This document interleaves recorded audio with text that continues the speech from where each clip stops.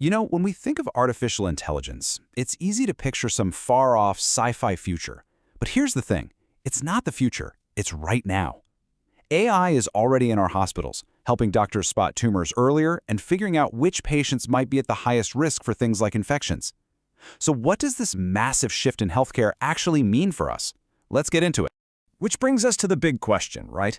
AI is knocking on your doctor's door. But as a society, as patients, as providers, are we actually ready for what's on the other side?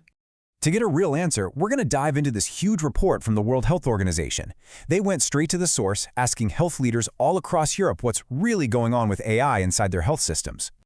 And get this, the response they got was incredible. A full 94% of countries took part. That's 50 out of 53. So we're not talking about a small sample size here. This is a really comprehensive look at how an entire continent is dealing with this tech revolution. Okay, so what's the big deal? What's driving this huge push for AI in the first place? What's the promise that has governments and hospitals so excited? Let's take a look at the goals. So when you dig into the data, the why becomes super clear. First and foremost, leaders see AI as a way to directly improve patient care. But it's also about fixing the system itself. You know, easing the incredible pressure on our overworked doctors and nurses and just making the whole thing run a lot smoother. And this quote from the WHO report just nails it. It says this transformation is a chance to enhance health outcomes, reduce system pressures, and improve care delivery. It's a pretty powerful vision for a healthier, more efficient future. But of course, a vision is one thing, and reality is another.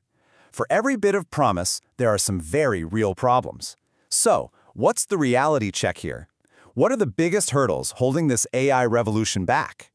Well, the survey found this really interesting trio of roadblocks. And the biggest headache? It's not the tech itself. It's the rules. There's a ton of legal uncertainty. Then, of course, there's the price tag. This stuff is not cheap. And finally, there's a really basic problem. AI is only as smart as the data it learns from. And right now, the quality of that data is a huge concern. Now, here's what's really telling. While you see all these headlines worried about AI taking jobs, the health leaders in this survey rank job displacement way down at the bottom of their list. Their biggest worry isn't about robots replacing doctors, it's about the much harder problem of building the legal and data systems to make sure AI is safe and actually works in the first place. So that brings us to the next big question. If you've got this huge potential on one side and these major barriers on the other, what do? How are countries actually responding? What's the blueprint for moving forward? Turns out, most countries aren't trying to just tear everything down and start over. Instead, they're taking this methodical three-step approach. First, they look at the laws they already have and find the gaps. Then, they create new rules just for the health sector. And finally, they tweak their policies as they go. It's much more of an evolution than a revolution. And what's really cool is that across all these different countries, you see the same core ethical ideas popping up again and again. They're all building their rules around these key principles, making sure AI is transparent, that someone is always accountable, that it's fair for everyone, and, most importantly, that it protects our well-being and safety. Now, all of this is built on one crucial concept: health data governance. Just think of it as the official rulebook. It's the whole set of standards and frameworks for managing our sensitive health information, making sure it can be used to power these amazing new AI tools without ever putting our privacy at risk. And to actually write this rulebook, countries are basically using three main tools.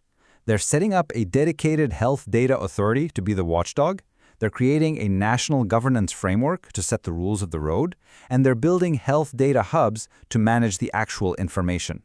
And listen, this isn't just some theory on a piece of paper. This is happening right now. You can see here 68% of countries have already set up a health data authority. 66% have built data hubs, and half of them now have a formal governance framework. The foundation is literally being built as we speak. So after all that, where does it leave us? Well, it paints a picture of a journey that is very much underway, but we are nowhere near the finish line. The road ahead is definitely a work in progress. I think the single biggest takeaway from the WHO's report is this: getting to AI-powered healthcare is a massive balancing act. On one side of the scale, you've got this incredible opportunity to save lives and make our health systems better. And on the other, you've got these huge legal, financial, and ethical challenges that have to be managed really, really carefully. And all of this leaves us with one final and pretty critical question.